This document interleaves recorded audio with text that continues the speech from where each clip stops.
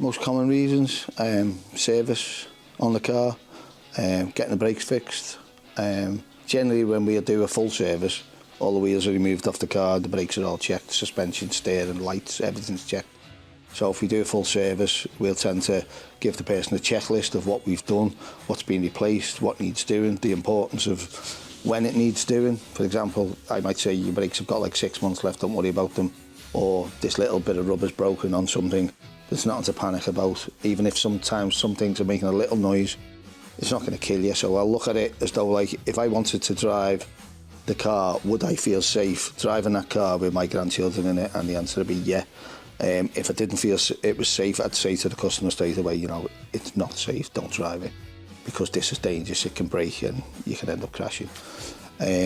Listen to your car, always listen to noises, get them checked straight away. Don't think, oh, it's okay, it's just a little noise. It could be anything, worn out, loose, broken. Just be careful with noises. I get a lot of people phoning up saying my car's making a noise, and I'll tend to go for a little test drive with them, or I'll put it on the ramp and have a look, see what the noise can be, and then say to them, look, it's not dangerous, you're okay till next week, we can fix it then. Or it could be the brakes wearing down, but you've got a little bit of time left on them. Sometimes you get brakes making noise without them need changing. They can some brakes will get hot and start making noise, like screeching noises or scratching noises. Generally, you'll get a little bit of indication your brakes are starting to go by a noise.